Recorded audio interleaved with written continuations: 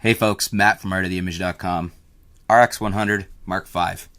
This thing is so tiny. It's been a joy and a pleasure to shoot with, but it's got to go back. So I'm just doing my final wrap up, my final review here. It's a very capable compact camera, maybe the most capable compact camera on the market today. I mean, this thing has a Zeiss f1.8 to 2.8 24 to 70 lens, very fast lens. Zeiss name on it. It's pretty darn good. You're not going to buy something with a Zeiss name on it. It's not going to be decent, right? Very nice size. It's got the flippy uppy screen if you want to do vlogging, self shots. It has a pop-up flash on it, and you can use this as a bounce flash if you want. You can pull it back. You can actually, in a pinch, use that to control remote flashes that are on optical slave. It's an option too, because you could shoot this thing in full manual.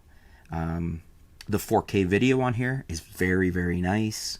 No complaints there. Image quality is top notch, top of the heap for a 20 megapixel 1-inch sensor.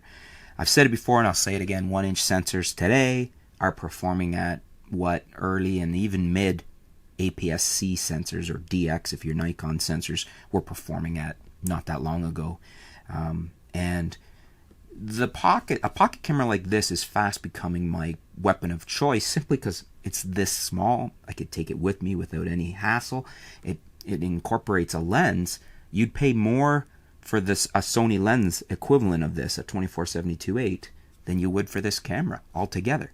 Granted, I mean, you can't keep a lens and use it on other cameras, but this is a 4K camera with a very capable lens, great image quality, and it's just very, very usable. It's a joy to shoot with. As you can tell, I'm pretty favorable on this. I haven't been as favorable on previous RX100s, and I'm not really sure why that is. I didn't mind the 4, but I seem to have liked the 5 better this time. Maybe it's just the refinements. Maybe it's that I didn't have the G7X from Canon in at the same time, because I really liked that camera. But I can give this full marks. I got it in with a spare battery. Actually 2. There's a Watson battery. Both of these came in. All this came in from B&H on loan for review. Thank you very much to B&H. Check out the links below at B&H.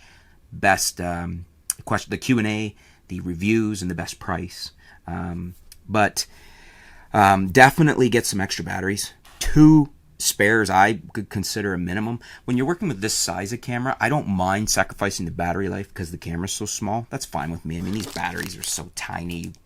No big deal, right? You can put 5 of them in your pocket, not even really notice it. That actually is probably the number I would be very comfortable with if I was using one of these a lot, which I'm going to be this year. It won't be this camera.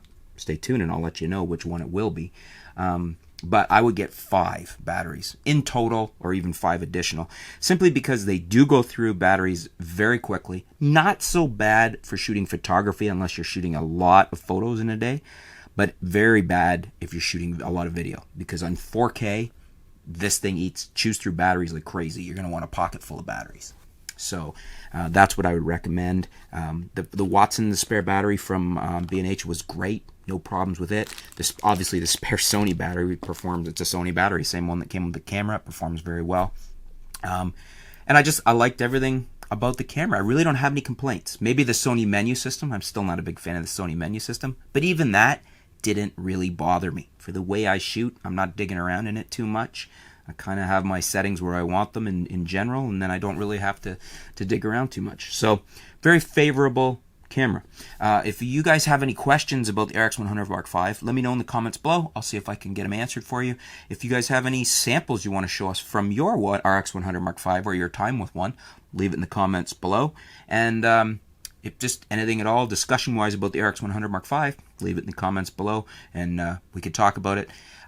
Stay tuned. We'll be back soon here at artoftheimage.com. And again, check out the link below at B&H. And thanks again to B&H for letting me borrow the camera for a review. Stay tuned, folks. We'll be back soon here at artoftheimage.com.